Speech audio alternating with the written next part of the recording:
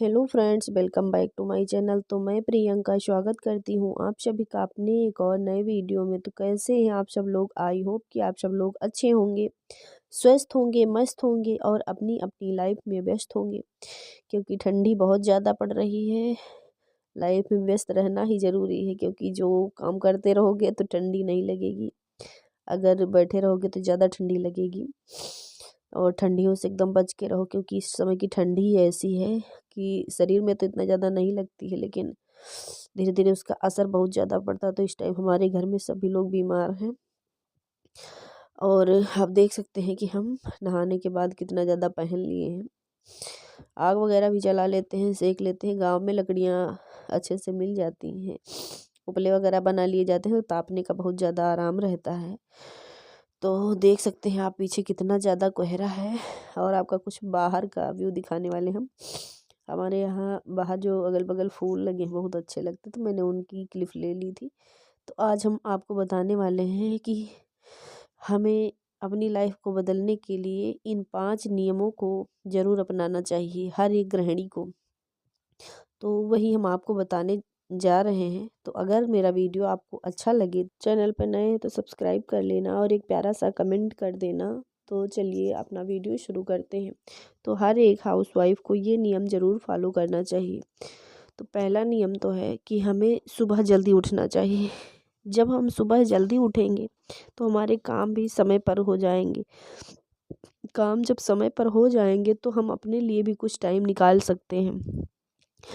देखो, हर एक हाउसवाइफ का कहना होता है कि हमें फुर्सत ही नहीं मिलती है, घर के कामों से हमें टाइम ही नहीं मिलता है।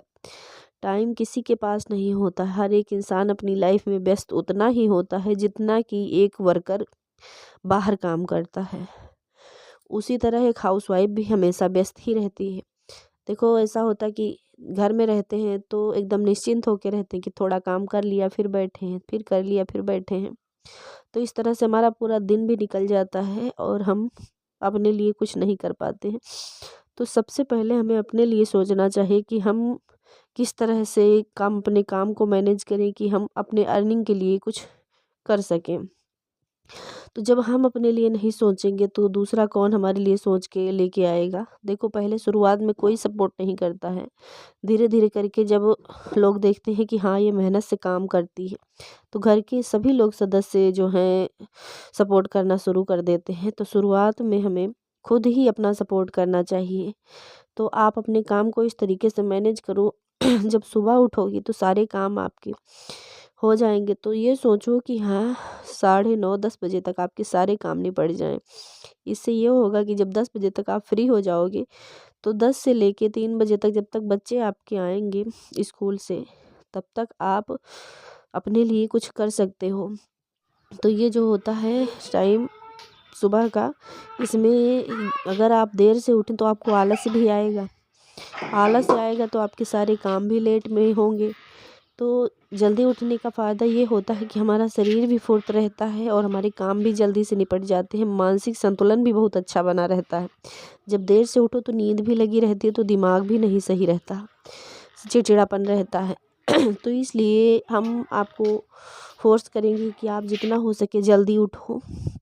मैं ये तो नहीं कहती कि आप 3 ही बजे उठ जाओ, 5 साढ़े 5 तक उठ जाओ, आराम से आपके सारे काम निपट जाएंगे।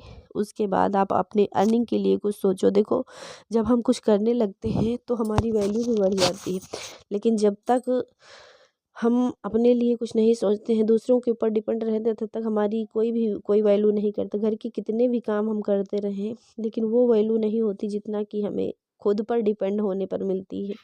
वो काम किसी के आए वैसे या ना आए, लेकिन खुद की रिस्पेक्ट बन जाती है। तो यहाँ बंदरों ने देखो फाड़ दिया है। हमारे यहाँ बंदरों का बहुत ज़्यादा आतंक है। गेहूं की बोरी है, ये देखो।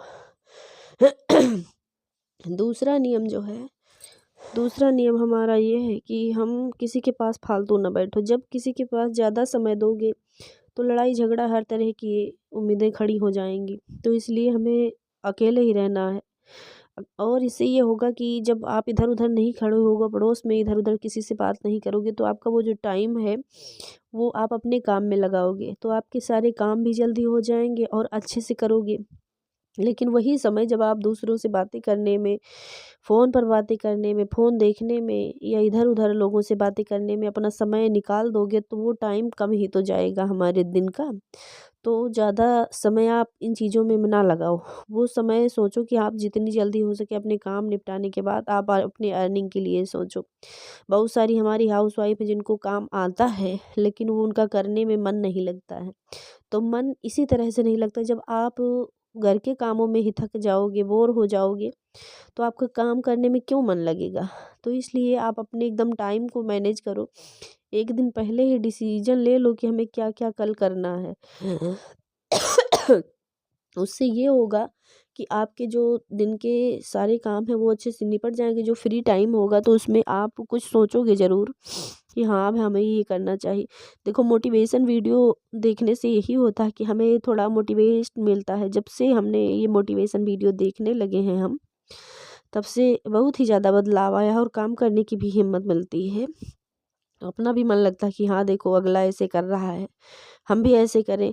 अपनी लाइफ को धीरे धीरे करके बदलने को सोचो। देखो, वही बार बार उसी में गोते खाते रहो तो इससे कोई मतलब नहीं। और इधर उधर किसी से बात ज़्यादा करने से लड़ाई झगड़े के भी चांस खड़े हो सकते हैं।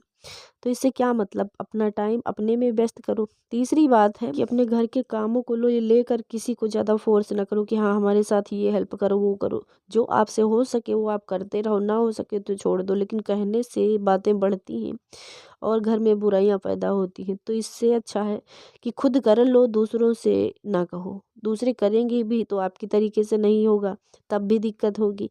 तो आप अपने तरीके से करते रहो, जो कुछ हो सकता है। ना हो सके तो आप मत करो, लेकिन कहो ना किसी से। कहने से बातें ज़्यादा बनती हैं, तो बात बढ़ाने से कोई मतलब नहीं। आप अपने काम अपने हाथ हैंडल करो। देखो, घर में कितने सारे लोग रहते हैं, लेकिन सबसे अगर उम्मीद करोगी कि सभी लोग मिल के करें तो ऐसा नहीं हो सकता है।